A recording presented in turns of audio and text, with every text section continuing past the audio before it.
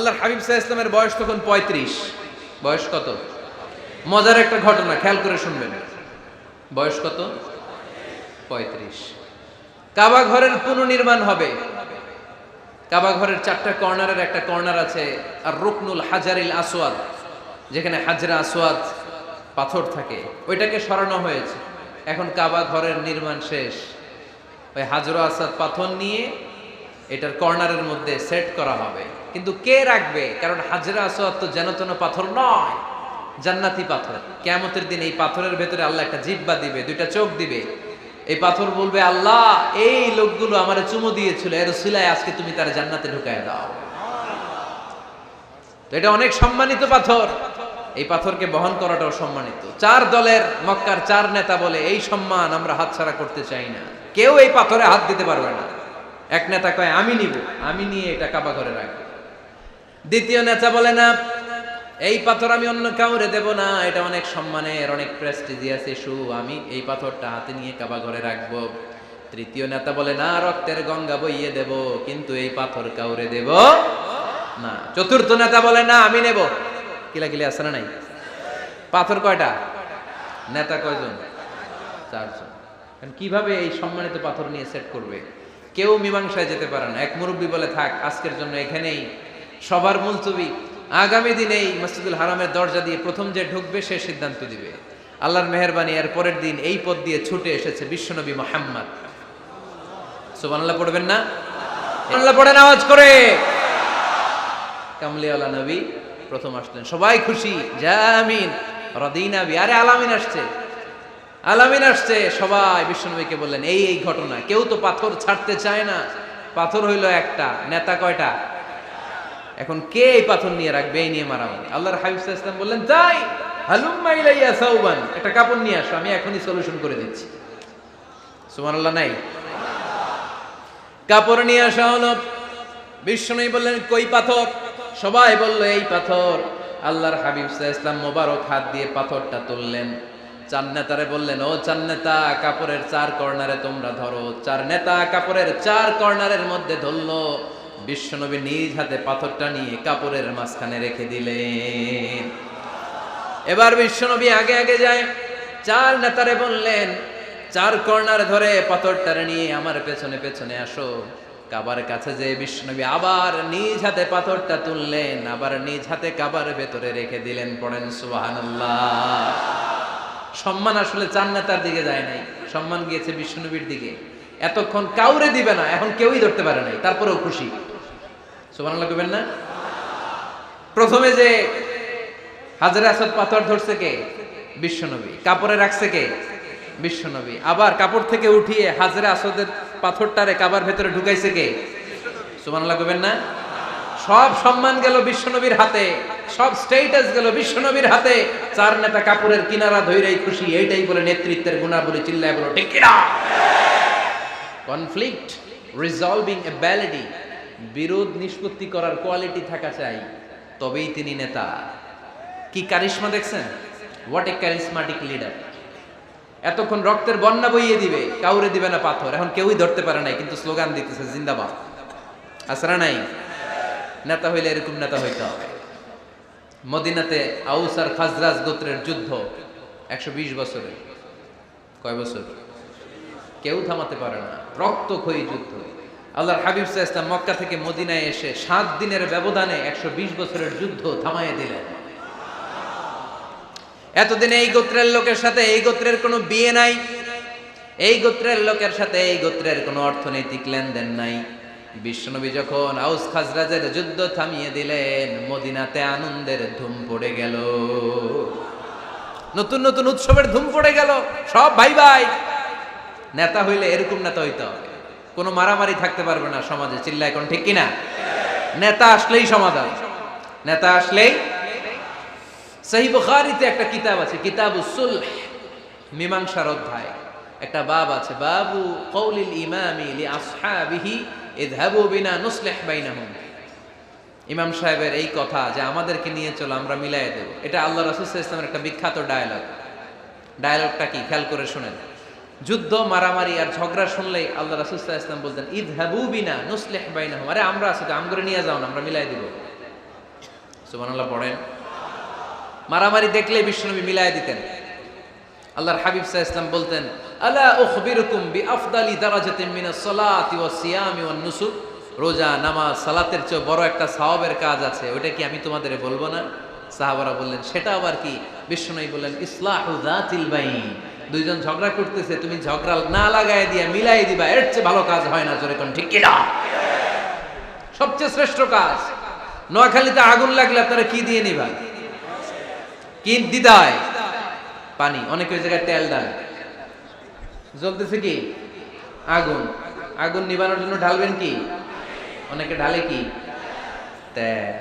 আহা, না, আপনি থামায় দিবেন, মিলাই দিবেন। আপনার জন্য ভালো জিনিস মিলাই দিবে কে? 7 নাম্বার, ফারসাইটেডনেস, দূরদৃষ্টিতা, ভিশনারি অ্যাটিটিউড, ফিউচারিস্টিক। নেতা অনেক দূর দেখতে পায়, তিনি দূরদর্শী। কর্মী যত দূর দেখে, নেতাও যদি তত দূর দেখে, দেশ চলবে? কথা বলেন। কর্মী যদি দেখে 500 মিটার, নেতার দেখতে হবে কয় মিটার? 1000 মিটার। কর্মী যদি দেখতে পায় 1000 মিটার, নেতার দেখতে হবে কয় হাজার মিটার? 2000 মিটার। কারণ নেতা হবে ফিউচারিস্টিক, ভিশনারি, স্বপ্নবাজ, স্বপ্নচারী। নেতাকে স্বপ্ন দেখতে হয়, ওই স্বপ্ন জাতিকে দেখাতে হয়। চিল্লায় বলেন ঠিক কিনা? মানুষ তার স্বপ্নের সমান বড়। আপনি কত বড় আপনার স্বপ্ন শুনলে বোঝা যাবে। স্বপ্ন সেটা না যেটা মানুষ ঘুমিয়ে ঘুমিয়ে দেখে, স্বপ্ন সেটা যেটা অর্জনের আকাঙ্ক্ষা মানুষকে ঘুমাতে দেয় না। আল্লাহর হাবিব সাল্লাল্লাহু আলাইহি ওয়াসাল্লাম স্বপ্ন দেখিয়েছেন সাহাবাদেরকে, বিশ্ববিজয়ের স্বপ্ন, ইসলামকে বিজয়ী শক্তি হিসেবে দেখার স্বপ্ন। চিল্লায় বলেন ঠিক কিনা? আল্লাহর হাবিব বলতেন, ইন্নাল্লাহা জাওয়ালি আল আরদা ফারাআইতু মাশারিকাহা ওয়া মাগারিবাহা। আল্লাহ তাআলা গোটা বিশ্বটাকে ছোট্ট করে আমার সামনে দেখিয়েছে। আমি ফুটবলের সাইজের এই পৃথিবীর প্রাচ্য পাশ্চাত্য, ডানে বায়ে সামনে পেছনে সবটাই দেখেছি। ওয়া ইন্না মুলকা উম্মতি সায়াবলুগু মা জুবিয়ালি। যত দূর আল্লাহ আমারে দেখিয়েছে, তত জায়গায় লা ইলাহার পতাকা পথ পথ করে একদিন উড়বে। কোন একদিন এদেশের আকাশে কালিমার পতাকা উড়বে। সেদিন সবাই খোদাই বিধান পে দুঃখ বেদনা ভুলবে। এটাই আমাদের স্বপ্ন। চিল্লায় বলেন ঠিক কিনা? স্বপ্ন দেখতে জানতে হয়। সুলহে হুদাইবিয়া চলতেছে, সন্ধি। 1400 সাহাবা নিয়ে বিশ্বনবী মক্কায় আসলেন উমরা করতে। কাফেররা বলে, গো ব্যাক, অ্যাবাউট টার্ন, ফিরে যাও, হবে না। আল্লাহ রাসূল সাল্লাল্লাহু আলাইহি ওয়াসাল্লাম অনুরোধ করলেন, দাও না, উমরার নিয়ত করে এসেছি। ইজার আর রেদা পড়ে কাফেররা বলে, না, আগামী বছর, এই বছর হবে না, চুক্তি করো। চুক্তির মধ্যে লেখা হলো, মা খাবা আলাইহি মুহাম্মাদুর রাসূলুল্লাহ। ঠিক আছে, চুক্তি 10 বছরের, মুহাম্মদ রাসূল সাল্লাল্লাহু আলাইহি ওয়াসাল্লামের পক্ষ থেকে চুক্তি। কাফেররা বলে, না, আমরা তো তোমার রাসূলুল্লাহ মানি না। তোমার রাসূলুল্লাহ মানলে তো মা সাদাদনাকা আলা শাই, তোমার সাথে কোনো ঝগড়াই নেই, রাসূলুল্লাহ কাটো। সাহাবীরা তেড়ে উঠলেন। ওমরে ফারুক বলেন, মুখ সামলে কথা বল। সুহাইল ইবনে আমির, তোর জিহ্বাটা আমি টেনে ছেড়ে ফেলবো, সাবধান। আমার নবী শেষ নবী, শেষ রাসূল মুহাম্মদ রাসূলুল্লাহ কাটার ক্ষমতা কারো নাই। আমি ওমর বেঁচে থাকলে কেউ কাটতে পারবে না। বিশ্বনবী বললেন, ওমর সরে যাও, কেটে দাও। সুবহানাল্লাহ কইবেন না? মুহাম্মদ রাসূলুল্লাহ কাফেররা মানে না। কাফেররা কয়, তুমি লেখো মুহাম্মদ ইবনে আব্দুল্লাহ, আব্দুল্লাহর বেটা মুহাম্মদ। কারণ মুহাম্মদ রাসূলুল্লাহ যদি এই সন্ধিতে থাকে, চুক্তি, তার নিচে আমরা সিগনেচার করি, তার মানে এটাই প্রমাণ হয়ে যায় আমি তোমাকে রাসূল বলে মানি।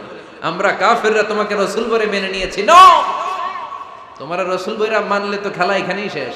কাটো, রাসূলুল্লাহ লেখা যাবে না, লিখতে হবে আব্দুল্লাহর বেটা মুহাম্মদ। কোন সাহাবারা রাজি হয় না। কথা শুনতেছেন? সাহাবারা বলে, রক্তক্ষয়ী যুদ্ধ হবে, আমার নবীর নামের পরে রাসূলুল্লাহ লিখতেই হবে। বিশ্বনবী বললেন, কেটে দাও। কারণ সাহাবারা দেখতেছে এতটুকু, বিশ্বনবী দেখে অতটুকু। বিশ্বনবী অন্য প্ল্যানে আগাচ্ছেন। বিশ্বনবী ভাবলেন, 10 বছরের যুদ্ধ বিরতি যদি হয়ে যায়, আমি আমার লোকদেরকে ঠিক করব। আমি তারবিয়া, তালিম, তাহজিব, তামাদ্দুন দিয়ে মদিনাটাকে একটা কল্যাণ রাষ্ট্রে পরিণত করব। আমি আমার ফোর্সকে সাজাবো, আমি আমার সাহাবাদেরকে প্রশিক্ষিত করব। এই 10 বছরের ব্যবধানে আমি গোটা বিশ্বকে ঝাঁকি মেরে কাঁপিয়ে নেব। কিন্তু সাহাবারা পড়ে আছে রাসূলুল্লাহর মধ্যে। সাহাবারা পড়ে আছে কই? সাহাবারা এর চেয়ে বেশি ভাবতে পারতেছে না। সাহাবারা বলে রাসূলুল্লাহ কাটা যাবে না, বিষ্ণু বলেন কেটে দাও। তার মানে নেতা কর্মী যদি দেখে 500 মিটার, নেতার দেখতে হবে 1000 মিটার। চিল্লায় বলেন ঠিক কি না? নেতার 9 নাম্বার গুণাবলী, a leader should be very strategic. নেতাকে কৌশলী হতে হয়। কৌশল না জানলে উনি নেতা হতে পারে? বলেন। ডিপ্লোম্যাটিক কোয়ালিটি, কূটনীতি যদি না জানা থাকে নেতা হইতে পারবে? আল্লাহর হাবিব সাল্লাল্লাহু আলাইহি ওয়াসাল্লামের মতো বড় কূটনীতিবিদ পৃথিবী দেখেছে? কথা কন না কেন? দেখেন কি ধরনের স্ট্র্যাটেজি আমার নবী ফলো করতেন। আমার নবী যদি যুদ্ধ করতে কোথাও যেতেন, অ্যাটাক করবেন ডান দিকে, অ্যাটাক করবেন কোন দিকে? খায়বার অ্যাটাক করবেন, খায়বার ডানে। বিষ্ণুনবী বের হতেন মদিনার বাম দিক দিয়ে। যাবেন কই? ডানে। আওয়াজ করে বলেন যাবে কই? কিন্তু মদিনা থেকে বের হইতেন কোন দিক দিয়ে? বাম দিক দিয়ে। লোকেশন আর ডাইরেকশন কখনো কারোর সাথে শেয়ার করতেন না। উনি কই যাচ্ছে কেউ বুঝতো না। বাম দিক দিয়ে বের হয়ে অনেক ঘুরে তারপরে ডান দিকে যেতেন। সুবহানাল্লাহ পড়বেন না? অ্যাটাক করার সময় 3টা অপশন দিতেন, choose any of the options. যে বলতেন নাম্বার 1 আসলিম তাসলাম, ইসলাম মানো, ভাই ভাই আমার হৃদয়ে চলে আসো, তোমরাও ভাই আমরাও ভাই, দুনিয়াতেও শান্তি আখিরাতেও শান্তি। এটা যদি ভালো না লাগে, option 2 you pay the tax, we provide you the security. তোমরা ট্যাক্স দিবা, আমরা তোমাদেরকে সিকিউরিটি দিব। ইয়াতুনা আল জিজিয়াতা আন ইয়াদিন ওয়া হুম সাগিরুন, তোমরা জিজিয়া দিবা, আমরা সিকিউরিটি দিব। প্রথম অপশন মুসলমান হইলা না, আমাদের ভাইও হইলা না। দ্বিতীয় অপশন ট্যাক্সও দিবা না, কাফির থাকতে মনে চায় থাকো, খ্রিস্টান থাকো, ইহুদি থাকো, ধর্মান্তরিত হওয়া লাগবে না, খালি ট্যাক্স দিবা, ওইটাও ভালো লাগে না। 3 নাম্বার অপশন হচ্ছে the sword will decide what gonna happen among আস, তলোয়ার ফয়সালা করবে এখন কি হবে। সুবহানাল্লাহ কইবেন না? প্রথমেই যেই কোথাও অ্যাটাক করতেন বিশ্বনবী, সবসময় ডিফেন্সিভ মোডে থাকতেন, আত্মরক্ষার মোডে থাকতেন। আক্রমণ করা হলে মেনে নিতেন, ধৈর্য ধারণ করতেন। ধৈর্যের সীমা যখন ছাড়িয়ে যেত তখন বিশ্বনবী হাত তুলতেন, চিল্লায় বলেন ঠিক কি না? যুদ্ধের ময়দানেও যখন সেনাপতি পাঠাতেন বলতেন খবরদার নারীদের গায়ে হাত তুলো না, বৃদ্ধাদেরকে মেরো না, শিশুদেরকে মেরো না, ওই এলাকার পাদ্রীদের গায়ে হাত তুলো না, ওই এলাকার গবাদি পশুগুলোকে হত্যা করো না, গাছপালাগুলো ধ্বংস করো না। তোমাদের বিরোধী যোদ্ধারাও যদি তলোয়ার রেখে দিয়ে হাত তুলে বলে আল আমান, সিকিউরিটি সিকিউরিটি, আমরা আমান চাই, নিরাপত্তা চাই, তাকেও মেরো না। সুবহানাল্লাহ পড়বেন না? গোটা বিশ্বকে সভ্যতা শিখিয়েছেন। মক্কা বিজয়ের পরে গণধর্ষণ করেন নাই, গ্রামকে গ্রাম তিনি জ্বালিয়ে দেন নাই, হাজার হাজার লক্ষ লক্ষ শত্রুকে এক বাক্য দিয়ে ক্ষমার ঘোষণা দিয়েছেন, চিল্লায় বলেন ঠিক কি না? As a father, as a teacher, as a commander, as a leader, as a lawgiver, as a lawmaker, as a reformer of the society, Muhammad is the superman of the world. আওয়াজ করে পড়তে হবে আল্লাহু আকবার। কূটনীতি কারে বলে? Diplomacy কারে বলে? স্ট্র্যাটেজিক অ্যাটিটিউড কারে বলে? শিখে নেন। বদরের প্রান্তরে বিষ্ণু ঈসা ইসলাম উপস্থিত হলেন। ওই যে কাফেরদের তাবু, কাফেররা আসছে 3 দিন আগে, মুসলিম সৈনিকরা পৌঁছলেন 3য় দিন। এসে বিষ্ণু ঈসা ইসলাম সবাইকে বললেন কত হতে পারে কাফের, কেউ বলতে পারে না। 2 জন রাখাল পেয়ে জিজ্ঞেস করলে, এই রাখাল কয়দিন ধরে আছো? আমরা 1 সপ্তাহ ধরে এই বদরে আছি। শুনতেছেন? শুনতেছেন? উনি বললেন ওই যে কাফেররা যে আসছে কয়দিন আগে? কয় 3 দিন আগে। 3 দিন আগে। কত হবে সংখ্যা? কলু কাসীর, অনেক। কত হইতে পারে? রাখাল 2টা জানি না। আল্লাহ রাসূল সাল্লাল্লাহু আলাইহি ওয়াসাল্লাম চিন্তায় পড়ে গেলেন, কারণ ওনার যুদ্ধে অ্যাটাকের সিস্টেম ছিল শত্রু সংখ্যা কত এটা আমাকে জেনে নিতে হবে। সুবহানাল্লাহ পড়বেন না? অনেক কৌশল হাতড়িয়ে এবার বিশ্বনবী আবার রাখাল 2টাকে ডেকে পাঠালেন, বললেন কাম ইয়ানহারুনা কুল্লা ইয়াউম, ওরা আসার পর থেকে প্রতিদিন খাওয়ার জন্য কয়টা করে উট জবাই করে? এবার ওরা বলল প্রথম দিনে ইয়াউমান তিসআন, প্রথম দিন খাওয়ার জন্য উট জবাই করেছে 9টা। অফিল ইয়াউমি সানি 10, আর দ্বিতীয় দিনে উট জবাই করেছে 10টা। বিশ্বনবী বললেন তাই ইদান আল কওমু মা বাইনা 900 ওয়াল আলফ, তাহলে কাফেররা 900 থেকে 1000 এর মধ্যে হবে। কত ছিল কাফেরের সংখ্যা? বদরের যুদ্ধে কাফেরের সংখ্যা ছিল কত? 1000। কিভাবে নমুনা দেখে আলামত সংগ্রহ করতেন? ওরা কয়টা উট জবাই করেছে, 2 দিনে প্রথম দিন 9টা, দ্বিতীয় দিন 10টা। বিশ্বনবী হিসাব মিলাই ফেললেন যোগ বিয়োগ দিয়ে, কাফেরের সংখ্যা 900 থেকে 1000-এর মধ্যে হবে। হিসেব করে দেখা গেল 1000 সৈনিক এসেছিল সেই বদরের যুদ্ধে। চিল্লায় বলো আল্লাহু আকবার। স্ট্র্যাটেজি জানতে হয় না, তাকে কৌশল জানতে হয়। সর্বশেষ নেতার যে গুণ, এটা বলে শেষ করব, সাকসেশন ম্যানেজমেন্ট। নেতা ভালো নেতা বানায়া যায়, ঠিক কিনা? A good leader produces a good leader. একজন ভালো নেতা তখনই ভালো নেতা যখন সে নতুন করে ভালো নেতা তৈরি করে দিয়ে যায়, ঠিক কিনা? সে যদি নতুন নেতৃত্ব তৈরি করে দিয়ে না যায়, সমাজ চলবে? চলবে? এটাকে বলে দি সাকসেশন ম্যানেজমেন্ট। আল্লাহ রাসূল সাল্লাল্লাহু আলাইহি ওয়াসাল্লাম ভালো সাকসেসর রেখে গিয়েছিলেন, এমন কিছু যোগ্য নেতৃত্ব তৈরি করে গিয়েছিলেন, উনার পরে টানা 30 বছর নেতৃত্ব নিয়ে মুসলিম উম্মাহকে 1 সেকেন্ডও ভাবা লাগে না। চিল্লায় বলো মুসলমান, ঠিক কিনা? ভালো নেতা বানায়। নেতা খালি নেতৃত্ব দেয়, উনি কোনো নেতা বানায় নাই। এটা কি নেতা? কথা বলেন। এবার উত্তর দেন। আমার নবী ইন্তেকালের আগেই যোগ্য নেতৃত্ব তৈরি করে রেখে গিয়েছিলেন কি জান নাই? কাকে রেখে গেছেন? আবু বকর। আরহামু উম্মতি বি উম্মতি আবু বকর। এই উম্মতের সবচেয়ে রহমদিল। আর কারে রেখে গিয়েছেন? ওমর। আশাদ্দুহুম ফি আমরিল্লাহি ওমর। আল্লাহর জমিনে আল্লাহর দ্বীন বাস্তবায়নে সবচেয়ে কঠোর ছিল ওমর। ওনার ক্যারেক্টারিস্টিক এমন ছিল, কথার আগে হাত চলতো, জোরে কোন ঠিক কিনা? আল্লাহর হাবিব সাল্লাল্লাহু আলাইহি ওয়াসাল্লাম বলতেন, লা নাবিয়্যা বা'দি ওয়ালা রাসূলা। আমার পরে নবীও নাই, রাসূলও নাই, তবে লাউ কানা বা'দি লাকানা ওমর। আমার পরে যদি নবী হওয়ার যোগ্যতা কারো থাকে, আমার ওমরের সেই যোগ্যতা আছে। প্রভু তুমি বলেছো রাসূল দেবে না, বলনি দেবে না ওমর, বলনি দেবে না হামজা তারি, খালিদ বিজয় সমর। প্রভু তুমি বলেছো রাসূল দেবে না, বলনি দেবে না ওমর, বলনি দেবে না হামজা তারি, খালিদ বিজয় সমর। প্রভু তুমি বলেছো রাসূল দেবে না। সুবহানাল্লাহ পড়েন।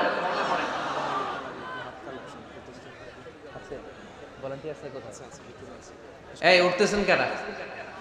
হ্যাঁ, উঠলেন কেন? এই 2 ঘন্টা ওয়াজ শোনার পরে শেষ বেলায় আপনারা উঠে যাবেন না? বিশৃঙ্খলা আমি দেখতে চাই না। একটা লোক প্যান্ডেলে আওয়াজও করবে না, উঠতেও পারবে না। আমার নবী নিজেও ছিলেন শ্রেষ্ঠ নেতা, রেখেও গিয়েছেন শ্রেষ্ঠ নেতা। চিল্লায় বলেন ঠিক কিনা? সাইয়েদনা আবু বকর, সাইয়েদনা ওমর ফারুক, উসমান যুন্নুরাইন, আলী রাদিয়াল্লাহু তাআলা আনহু যোগ্য নেতৃত্ব হাতে কলমে প্রশিক্ষিত করে ওনাদেরকে রেখে গিয়েছেন। তাই মুসলিম উম্মার আর নেতৃত্বের সংকটে পড়া লাগে নাই। জোরে কোন ঠিক কিনা? জি। তো এজন্য আমরা চাই আমাদের একটা সেন্ট্রাল লিডারশিপ থাকুক, কেন্দ্রীয় নেতৃত্ব, যেই নেতাদের নেতৃত্বে আমরা সামনের দিকে যাব। যে 10টা পয়েন্টস আমরা শুনলাম, আমাদের সব নেতাদের এই গুণগুলো থাকার দরকার আছে না নাই? এই গুণগুলো আমলে নিয়ে মুসলিম উম্মার এই নেতৃত্বের সংকট যেন আমরা কাটিয়ে তুলতে পারি। আল্লাহ তুমি তৌফিক দান করো, আমরা পড়ি আমিন। এখানে বিশাল একটা প্রতিষ্ঠান আছে। এই বিশাল প্রোগ্রাম থেকে শুরু করে অনেক খরচ ওনাদের হয়েছে। স্বেচ্ছাসেবক ভাইয়েরা তাদের সময় মাত্র 2 মিনিট। এই 2 মিনিটে প্যাকেট নিয়ে আপনাদের সামনে যাবে। যার যতটুকু সুযোগ হয়, আমরা কেউ বাদ যাব না। এই প্রোগ্রামের জন্য এবং এই বিশাল মাদ্রাসার জন্য আমরা মুক্ত হস্তে দান করে যাব। এই উঠতেছেন কেন? উঠলেন কারা কারা? এদিকে তাকান, যারা উঠছেন এদিকে তাকান, দেখি তাকান তাকান। আমরা দোয়া ছাড়া কেউ যাব না। যাবেন? ভদ্র, নোয়াখালীর ছেলেরা অনেক ভদ্র। বসেন। সুন্দর সুন্দর ঘোষণা আছে কয়েকটা, সুন্দর সুন্দর ঘোষণা। এতক্ষণ তো প্লে কার্ড দেখাইছো, উই লাভ আজহারি। এখন উঠলে হবে? কতটুকু লাভ করো আজহারিরা দেখবো। বসো, একটা উঠতে পারবো না। আমার ভাই রফিকুল্লাহ আফসারি ভাইয়ের অসাধারণ কিছু বই আছে, অনেকে খুঁজে কোত্থেকে পাবে। আজকে এখানে আছে, যাদের দরকার আপনারা নিয়ে যাবেন। আমি নিজেও ওনার একজন ভক্ত, ওনার লেখার ভক্ত। আমি নিজেও ওনার লেখার পাঠক। অসাধারণ লিখেন। কি যেন একটা দেখলাম, নানা আলেম নানা মতে, আমি যাব কোন পথে? আলেমরা নানান মতে, পাবলিক যাবে কোন পথে? তো সুন্দর সুন্দর বই আছে, এগুলো আপনারা নিয়ে যাবেন। স্টেজে উপস্থিত আছেন নোয়াখালী জেলার এডিশনাল এসপি, কই উনি? আপনি? মাশাআল্লাহ মাশাআল্লাহ, কাজী মোহাম্মদ আব্দুর রহিম ভাই না? আলহামদুলিল্লাহ, আপনাদের এই জেলার এডিশনাল এসপি সাহেব আছেন। আমি ওনাদেরকে ধন্যবাদ জানাই যে এত ব্যস্ত মানুষ আমি জানি, তারপরেও ওনারা এই প্রোগ্রামে উপস্থিত হয়েছেন, অনেক শুকরিয়া জানাই। কোম্পানিগঞ্জ উপজেলার ওসি সাহেব আছেন জনাব আরিফুর রহমান ভাই, সাবেক উপজেলা চেয়ারম্যান মিজানুর রহমান বাদল ভাই, আমার নামে নাম।